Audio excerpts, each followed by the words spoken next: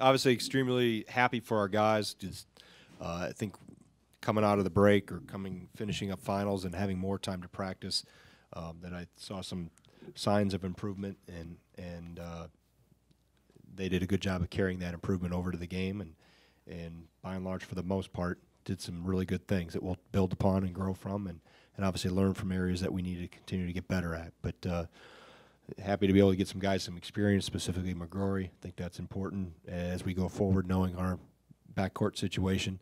But all in all, very pleased with how hard we played and how they tried to take what we've been working on over the last 8-9 days as we've been able to practice during finals and have it transpire here today.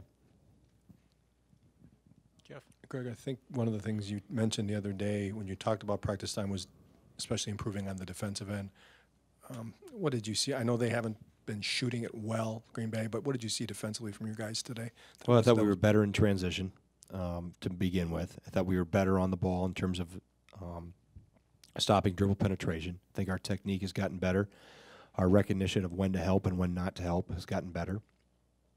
So I think by and large, there were some breakdowns that we'll pull out and show and talk about and work on again.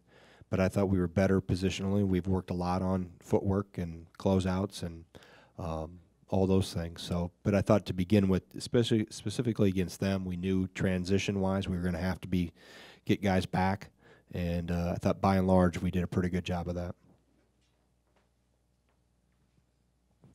Greg, did you think Brad kind of set the tone attacking and getting to the rim and opening up things? Yeah, specifically with how they play, they really try to come out and deny and make your either ball reversal or entries more difficult than normal and spread you out by putting that pressure on that eventually you have to have people that make plays and play off the bounce a little bit. So I thought he did a pretty good job of it. Ethan, did a decent job of it too. Got a little dribble happy once or twice, but that's another weapon because if they're going to deny 1 through 4 and you got a 5-man that can put the ball on the floor and he helped against the pressure obviously early, that puts a lot of pressure on the defense when you got a 5 that can handle it and make a play, 15, 18 feet and in and attack. Specifically with how they deny, you have to be able to make a play off the bounce a little bit.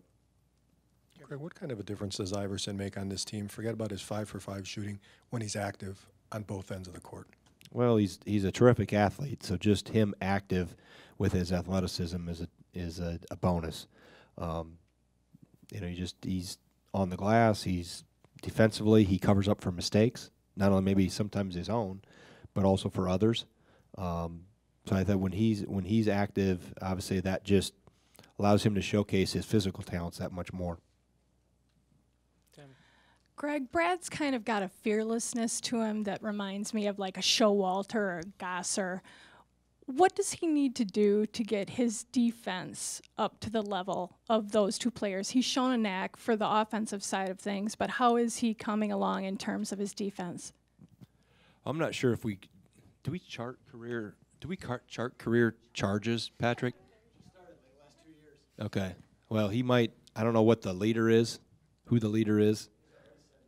He's already all right. So his defense is pretty advanced for a freshman. Now as he gets older, his body will change more. Hopefully he'll become a little more athletic, where he can extend a little bit, guard quicker guys, those type of things. But I think the one thing about him defensively, you never have to question his toughness.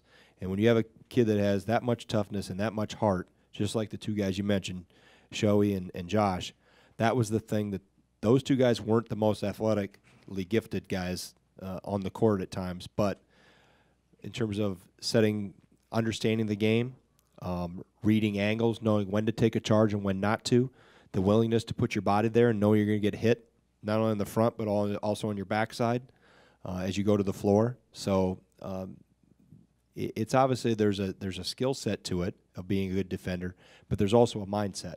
And all the best ones we've had here, going way back to before I was here, Mike Kelly, and his mindset and his makeup, knowing how he is and how he played, and the numerous ones we've had here in the last 17, 18 years, they've all had pretty much the same DNA.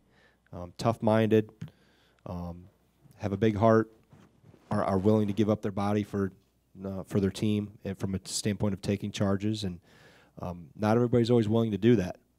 So that's obviously for him, for Brad specifically, that's an added element that helps us for sure. Gonna need to get more guys to do it. Jim. Greg, you've probably said a million times that when guys' shots don't fall, they have to make up for it in other ways. Does Brevin kind of epitomize that today, just doing a lot of the other stuff that you count on and want from him? Yeah, I think the 4 assists, no turnovers shows that. I think the 7 rebounds show that. He's getting better defensively. I thought handling and giving him the Sandy Cohen assignment was a good challenge for him, and I thought by and large he did a pretty good job, other than we fouled once. I think it was Cohen he fouled on, left the floor, but I think hopefully he took a step forward, and from a defensive standpoint. We know he can shoot the ball. Just a matter of can he grow in other areas of his game to become a more complete player, and today hopefully was a step in the right direction. I talked to him the other day. That really frustrates him that he's not the defensive player he wants to be and you want him to be. What can you kind of tell us some areas that he needs to get better at, or it's probably a little bit of everything, judging by your face? Yeah, it's experience. It's being required to do things all the time. It's hard sometimes for high scorers coming out of high school.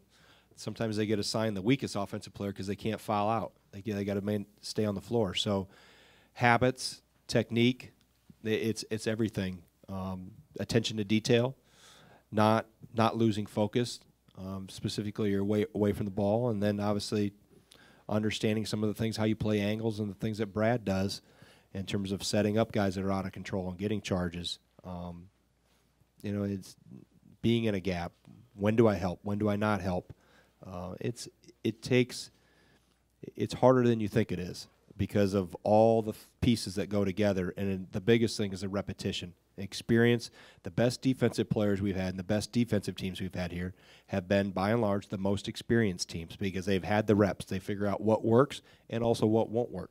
There's not a better teacher than getting burned and having something go against you that you did the wrong way and seeing on a film and then working to improve it. And hopefully not only Brevin but everybody else is continuing to try to do that as well.